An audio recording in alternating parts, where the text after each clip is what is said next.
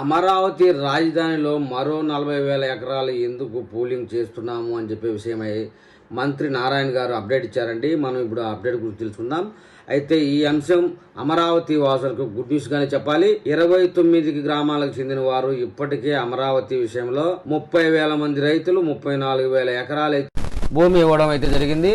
Already మొత్తంగా ఇప్పుడు 27,000 కోట్ల రూపాయలతో టెండర్లను పిలిచి స్పీడ్ గా వర్క్ అయితే జరిపిస్తా ఉన్నారు. అమరావతిలో సాఫ్ట్ ఎంప్లాయ్మెంట్ క్రియేట్ చేయడం కోసం మొత్తం మీద 5 లక్షల ఉద్యోగాలు చేస్తా ఉన్నట్టు తెలుస్తా ఉంది. అయితే అమరావతికి అంతర్జాతీయ విమానాశ్రయం లేని లోటు వలన అమెరికా నుంచో ఇంగ్లాండ్ నుంచో మరో ఇతర దేశాల నుంచో పెట్టుబడి రావాలంటే ఐటీ కంపెనీలకు సంబంధించి హైదరాబాద్ వచ్చి అక్కడ నుంచి గన్నవరం విమానాశ్రయం దిగి రాజధానికి బస్సులో రావాల్సి వస్తా ఉన్నది. అందువల్ల పెట్టుబడిదారుల విషయంలో అనుమానాస్పదంగా ఉంది, ఆసక్తి లేకపోతా ఉంది అందువల్ల పెట్టుబడిదారులకి. అందుకోసమే అమరావతి రాజధానికి 40,000 ఎకరాలకు పైచిలకు భూమి కావాల్సి ఉంది అని చెప్పేసి భూసేకరణ చేయబోతా ఉన్నాం అంటూ మంత్రి నారాయణ గారే స్వయంగా మీడియా ముందు వెల్లడించారు. 2 నియోజకవర్గాల్లో ముఖ్యంగా పెద్దకూర మళ్ళీ తాడికొండ నియోజకవర్గంలో ముఖ్యంగా ఈ 2 నియోజకవర్గాల్లో 12 గ్రామాల్లో ఇప్పటికే గ్రామ సభలు నిర్వహించడం అయితే జరిగిపోయింది. రైతులైతే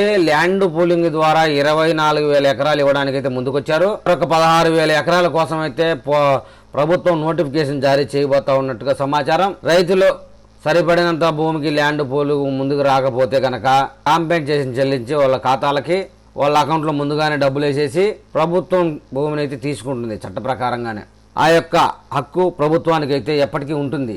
అయితే ఇప్పటికే 24,000 ఎకరాలు ల్యాండ్ పూలింగ్ అయితే ఆ మొత్తం భూమిలోనే 5,000 ఎకరాలతో అంతర్జాతీయ విమానాశ్రయం, 2,850 ఎకరాలతో ఐటీ కంపెనీలు రాబోతా ఉంది. అంతర్జాతీయ విమానాశ్రయం వచ్చిన తర్వాత అమరావతిలో 5 లక్షల ఉద్యోగాలు ఒకే ఒక సంవత్సరంలో తీసుకురావడం పెద్ద విషయం కాదనేది. అయితే రైతులు ల్యాండ్ పూలింగ్ ద్వారా వాళ్ళు ఇష్టపడి ఇస్తే గనక వాళ్ళకి 5 నుంచి 6 కోట్ల రూపాయలు విలువ అయ్యేటటువంటి భూమి అయితే దక్కుతుంది.